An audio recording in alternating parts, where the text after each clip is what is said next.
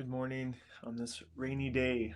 Psalm 144, a psalm of David. Blessed be the Lord, my rock, who trains my hands for war and my fingers for battle. This is a very practical psalm. I think we'll kind of have to take two different perspectives on this. One as a literal psalm of David, and then I want to at the end kind of look at this psalm from a different perspective as the son of David, Jesus Christ, in more of a spiritual through more of a spiritual lens, being fulfilled in Christ. But let's first take a look at this as a Davidic psalm. Um, Here you have a warrior, and I always think of David as kind of like this interesting juxtaposition of a person. You have a warrior, a warrior king going out and killing Philistines and Hittites and Amorites, and he's got blood on his hands from these battles. And then he's also strumming a harp. Ever since the shepherd days, all the way through his life, he's a worshiper of God in music, and a poet, a psalmist. He obviously, as we're reading one of the psalms here, and those two things just are interesting things to embody at the same time. A warrior and a songwriter, and I always find that fascinating as a worship leader. Um, to think of the same guy who's like, you know, in the MMA ring, is strumming a guitar and singing. If you want to think of it that way. But he says, "Blessed is the Lord my rock, who trains my hands for war and my fingers for battle." And just David just consistently giving credit to God for his victories is uh, is admirable. He doesn't let pride creep in, but he gets his praise on consistently. If he were to win battle after battle like he did, and slowly start to go, man, I'm pretty good at this, then that pride would creep in, and then he would be giving himself credit. But David consistently just keeps that garment of praise on, and gives God credit for training his hands for war and his fingers for battle. But for you and I, we maybe we're not soldiers and war veterans, and maybe that's not what we do. Most of us, that's the case. But what is it that you do? What is it that God has trained your fingers and your hands to do?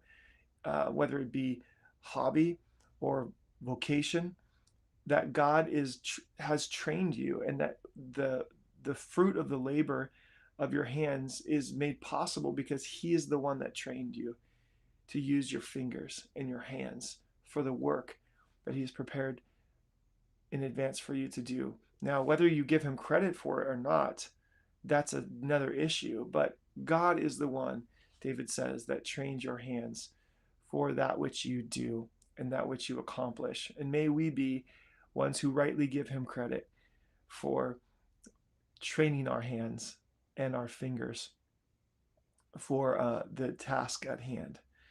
Um, Whether it be you're a do-it-yourself weekend warrior, around the house, and you're keeping up with house projects, whether it be um, coaching a sport, whether it be laying down fiber optics as a network installer, whatever it is that you do, you need your hands trained, and give God the credit for that. That He is the one that gets the praise. All right, and then my loving kindness in verse 2. My loving kindness and my fortress, my high tower and my deliverer, my shield and the one in whom I take refuge, who subdues my people under me.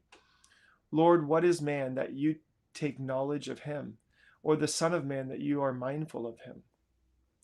Man is like a breath, his days are like a passing shadow. Bow down your heavens, O Lord, and come down, touch the mountains, and they shall smoke.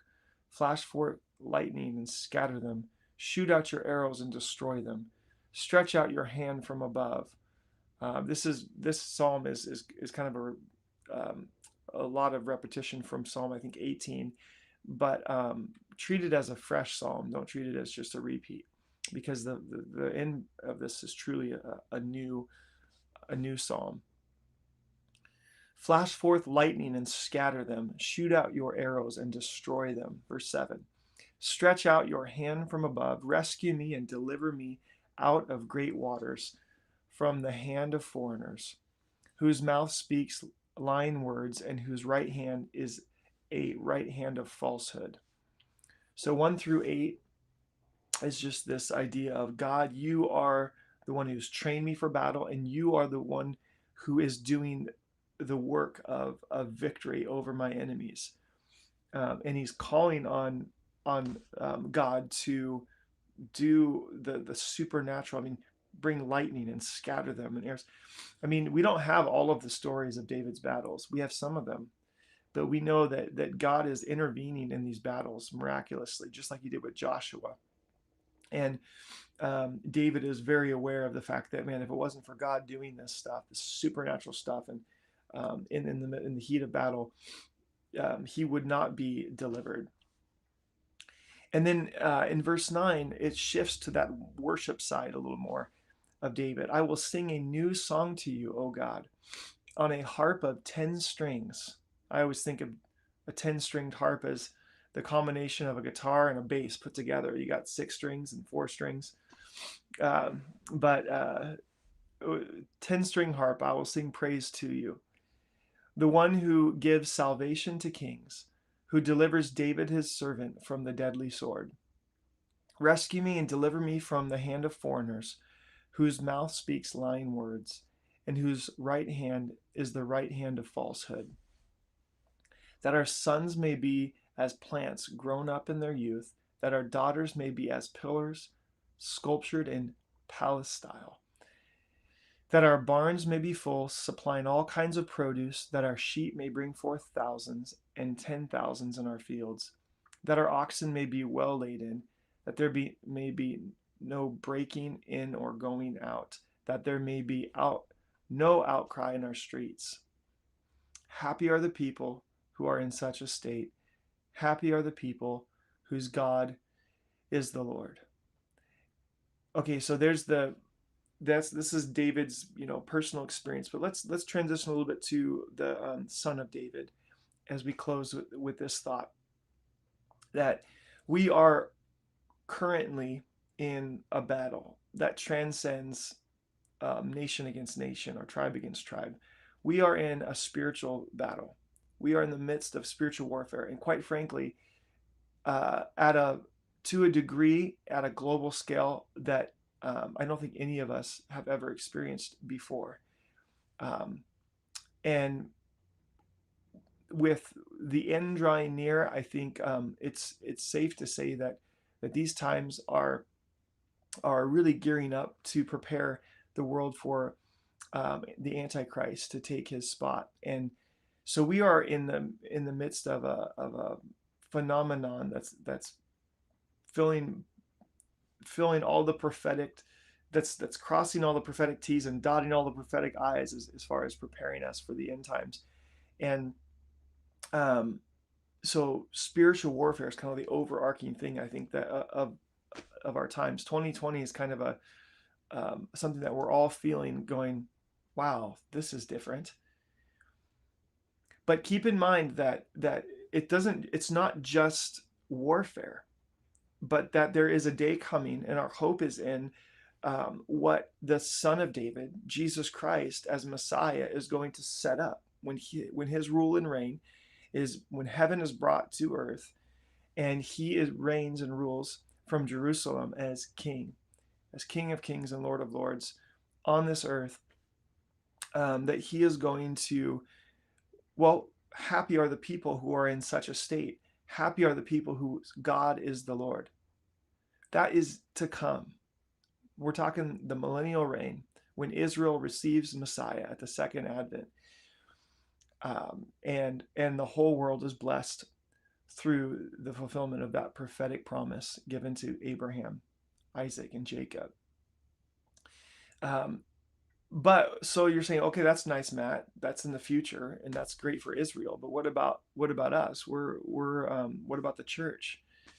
Keep in mind that any day that the Lord is going to say, it's time for me to come for my bride, and um, we will be brought into our eternal hope in heaven. But right now we're in battle time. Right now it's not time to be comfortable. It's not time to get attached to the world, because our home is not here. Our home is with the Lord. Our home is heavenly. And so we need to stay spiritually engaged as warriors, spiritual warriors. That means we are in the Word. That means we are in prayer. That means we are ministering one to another.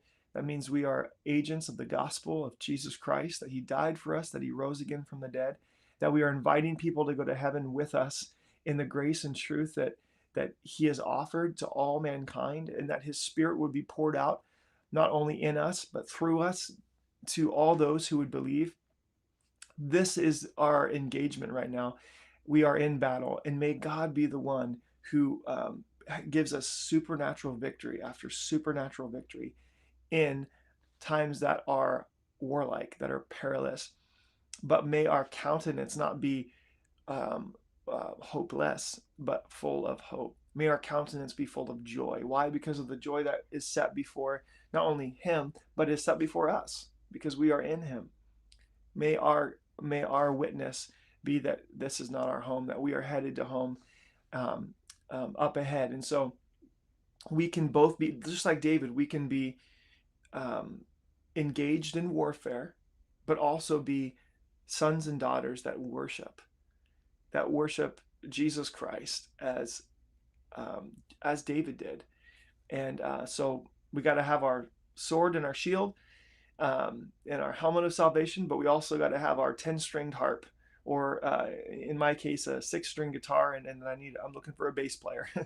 um, but you get the idea that we are worshipers and we're warriors. So God bless you, and